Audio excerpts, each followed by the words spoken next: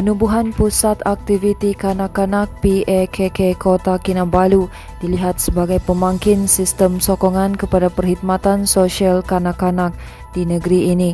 Menteri Pembangunan Masyarakat dan Kesejahteraan Rakyat Datuk Insinyur Syahelmi Yahya berkata, penubuhan pusat itu turut menyaksikan usaha berterusan pihak kerajaan untuk meningkatkan nilai modal insan kanak-kanak ke arah lebih berkualiti pada masa hadapan.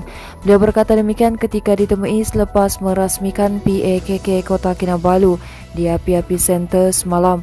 Dalam pada itu, Syahelmi turut menyeru badan bukan kerajaan NGO di negeri ini untuk tampil memberi sumbangan kepada PAKK bagi membantu dan membimbing kanak-kanak yang kurang berkemampuan terbabit. Untuk rekod, PAKK Kota Kinabalu adalah kerjasama di antara Jabatan Kebajikan Masyarakat Sabah, Tabung Kanak-Kanak Pertubuhan Bangsa-Bangsa Bersatu Malaysia, Kesatuan Eropah, Perbadanan Pinjaman Sabah, Yayasan Perbadanan Pinjaman Sabah dan Universiti Malaysia Sabah. Ketika ini terdapat 3 PAKK di Sabah iaitu di Tawau, Papar dan Kota Kinabalu.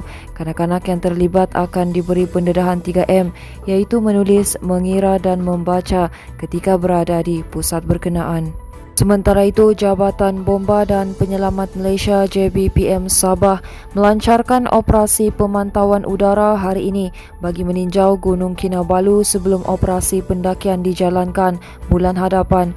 Program pendakian sempena eksplorasi Kinabalu Geopark, kajian risiko dan penyelamatan dan bersamamu Barisan Harapan oleh JBPM Sabah, Perisma Kebangsaan serta Kementerian Tenaga dan Sumber Asli itu dijadualkan bermula 17 hingga 19 Februari depan.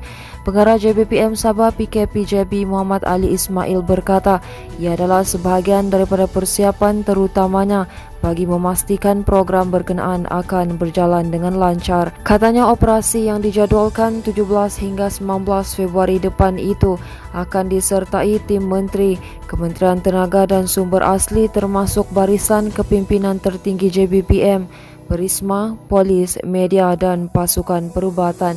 Terdahulu Muhammad Ali yang mengetuai tinjauan itu bersama Timbalan Pengarah JBPM Sabah, Farhan Sufian serta pegawai kanan bomba berlepas dari Terminal 2 Lapangan Terbang Antarabangsa Kota Kinabalu kira-kira jam 7 pagi.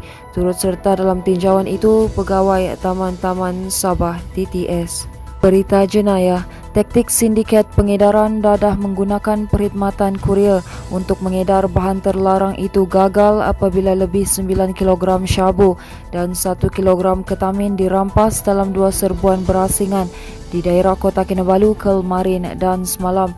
Dalam serbuan itu turut menahan 3 lelaki berusia antara 37 hingga 52 tahun selepas dipercayai sebagai dalang sindiket berkenaan.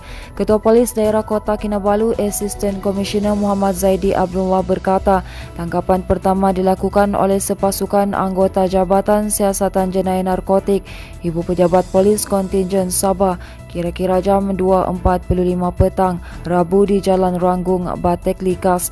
Tambah beliau lagi, jumlah keseluruhan dadah yang dirampas adalah sebanyak 9.218 kg syabu dan 1 kg ketamin dengan nilai RM386,848 mengikut harga pasaran semasa. Tambahnya, siasatan mendapati modus operandi sindiket ini ialah membuat pesanan dadah dari Semenanjung dengan menggunakan perkhidmatan penghantaran kurir melalui alamat palsu. Dadah itu diperoleh pada hari yang sama ketika suspek ditangkap dan kali ini mereka menukar modus operasi dengan menggunakan bungkusan produk berasaskan kelapa untuk mengaburi mata pihak polis. Dadah yang dirampas dipercayai untuk kegunaan sendiri dan dijual kepada penagih sekitar Kota Kinabalu serta mungkin juga daerah berhampiran di mana jumlah dadah itu mampu menampung sehingga 51,000 penagih dalam satu masa.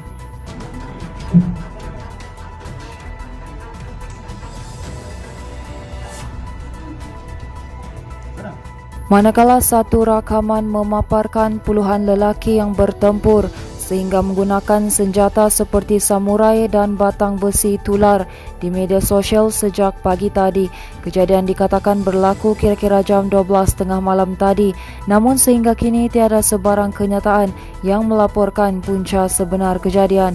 Video berdurasi 30 saat itu sempat dirakam seorang wanita dari tingkat atas bangunan berhampiran yang didakwa berlaku di bandar ini. Rakaman yang pada awalnya memaparkan mereka hanya sekadar berperang mulut, bertukar ganas apabila salah seorang daripadanya melepaskan tumbukan sehingga beberapa senjata dikeluarkan. Sementara itu, Ketua Polis Daerah Tawau, Assistant Commissioner Peter Umbuas ketika dihubungi berkata, setakat ini pihaknya belum menerima sebarang laporan berhubung kejadian berkenaan.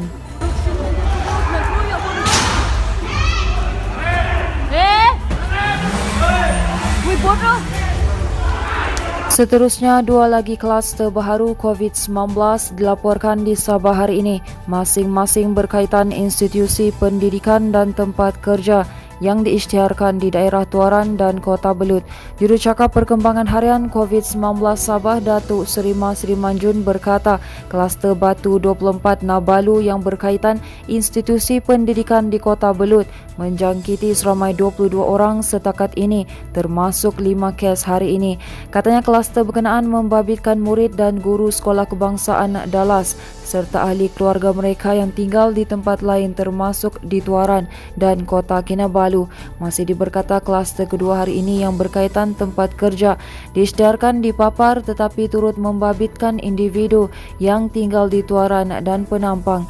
Katanya kes indeks kluster persiaran Palma itu yang berumur 38 tahun bekerja di bahagian pentadbiran kem pasukan gerakan AM PJA Kinarut Papar mula bergejala pada 22 Januari lalu sebelum menjalani saringan kendiri dan kemudian disahkan positif di Pejabat Kesihatan Papar. Secara keseluruhan, katanya jumlah kes di Sabah hari ini terus menunjukkan peningkatan dengan pertambahan 16 kes lagi berbanding semalam menjadikan jumlah keseluruhan sebanyak 358 kes. Teruskan bersama kami di asoka.com, berita komprehensif.